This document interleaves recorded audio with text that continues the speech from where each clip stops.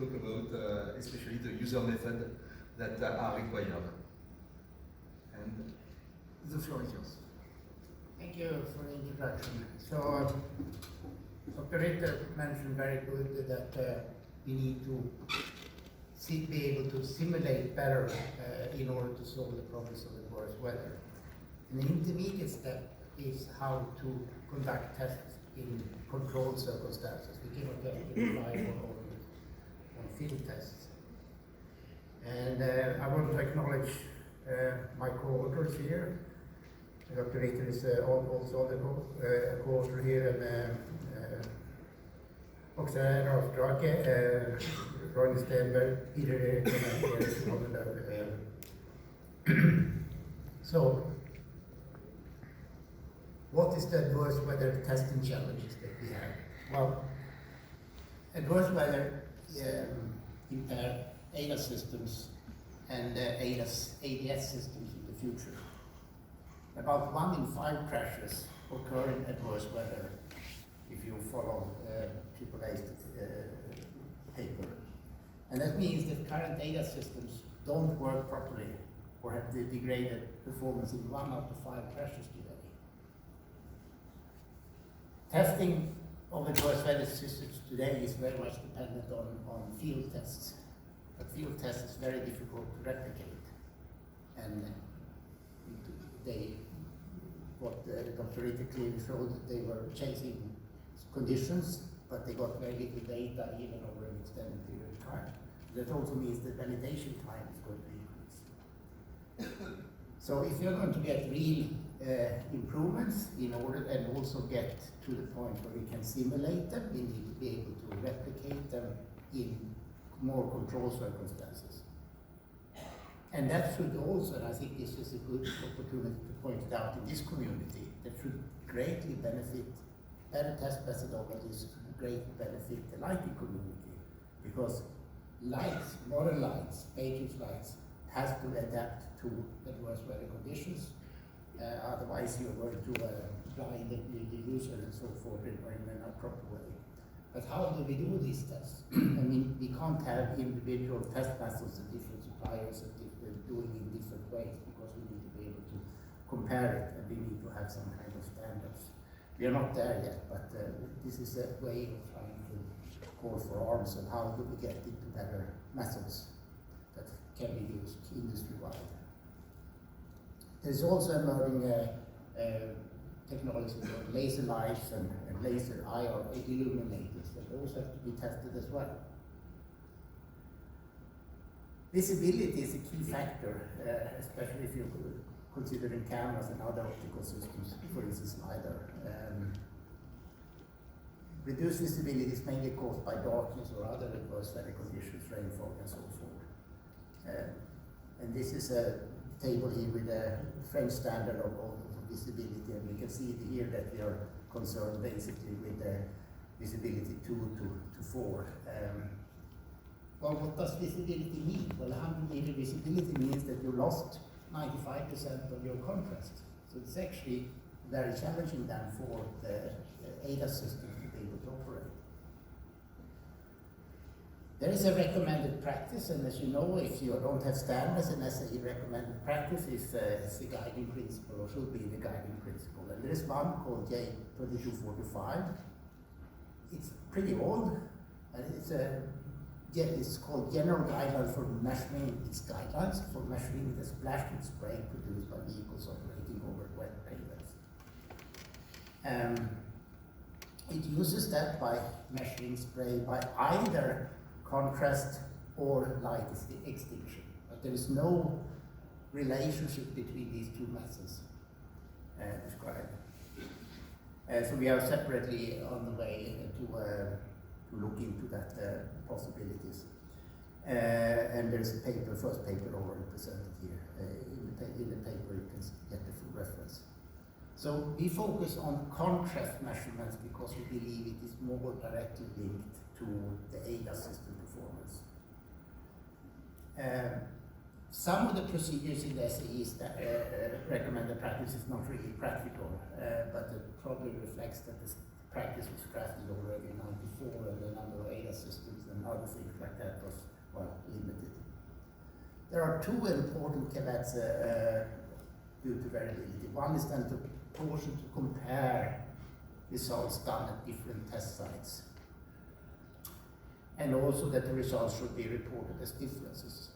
So that also indicates that they are aware of that there's a big variability here. How to proceed in this thing? Well, we try to work on a way of trying to test this thing and see how we can apply it, and this is the approach that we are taking to try to move it towards more applicable to from a user's point of view. The recommended practice on visibility measurements, it basically measures contrast on a black and white square, and it measures horizontally and vertically. And here I'm taking up to the upper to the right here is as an ideal contrast target. It should really go between 100 and 0. Given that the test image I pulled off here didn't really have it, you could go in and stretch it, but it shows the principle that you have an ideal transition. But in reality, when you put the camera on, like the lower left, on the affected image, you see that the contrast is not really that great. You could go in and stretch it, but you have to make sure that you have it compared in a different ways. But you still see an unaffected here. In this case, I got a contrast of 44%. If I then take an image heavily affected by spray, and then you see how the contrast targets, my contrast level is down to 6%. So you are basically at the visibility limit, and it's getting then very difficult for an ADAS system to do that. What does it mean in field tests? Well, to the left, you see basically on a normal road where we didn't put the contrast target behind the vehicle, just to get the reference. So you see it can vary quite a lot, and this is taken just seconds between each other, and depending on how much water it was on the road. And you can also see that the histogram here, I don't put any measures, but you can basically see that it's pushing together. But it's actually very difficult to characterize or measure or justify. But you can, by eyeball, you can clearly see that the lower image is much worse and is much more challenging than the upper one. But how to characterize it? If you then try to replicate it under controlled circumstances where you can drive with this type of vehicle, which is still a test road, but under controlled circumstances at 50 kilometers per hour, we got the contrast at 20%. If I then increase the speed on the same road at the same time, well, of course, different rounds, so there could be some variability, the contrast dropped to 8%. So speed is an issue.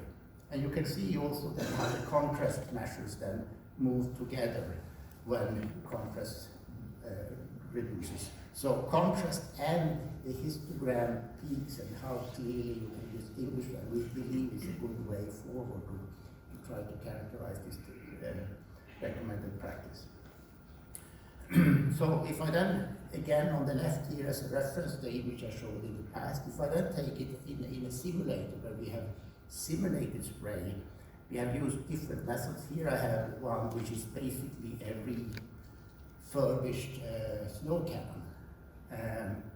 And you can see on the top one, which you are not affected by the way before you start, and indoor and so forth. You have a clear separation between two peaks. So you have very good contrast between that one. If you then add the spray simulator, you see that the image is pretty affected here by contrast. You see that they basically have moved together. So these two peaks has moved together into one. And you can see a hint of two ones, but it's not enough. And we think that this is a good way forward to measure how the spray is. And then you can also look at the uniformity over the area. What we are then using is then to validate these test conditions with different types of images when we have then been able to replicate it. And we in the meantime, when we don't have uniformity between test runs, we basically put all possible cameras, at least the currently considered cameras, into one vehicle and we record them simultaneously, which means we expose them to the same conditions. In this case, we have color polarization, which was mentioned earlier today. shortwave infrared in passive mode, gated NIR, that has also been spoken about today, active NIR, and also the long-wave infrared or thermal imaging. And there are more sensors coming in here, so we can then compare under different circumstances. So as a conclusion, data systems today, they have performance are degraded in adverse weather. Roughly 1 out of 5 crashes occur in adverse weather. We need improvements, but they require repetitive test conditions, which are both repetitive and representative. For ADAS and ADS automatic driving validation, and we believe that the same test procedures should be valid also for the lighting industry to improve light systems for adverse conditions. Wet roads are the most prevalent adverse weather conditions, and therefore we started with spray testing. Spray simulations are promising so far, and we are one of the issues we are now investigating is whether we can do them static, which simplifies the testing, or whether we need to have a movable vehicle, which introduces a lot of issues. First getting the spray, but also when to record and how to record. If you study the SAE procedure, it actually specifies that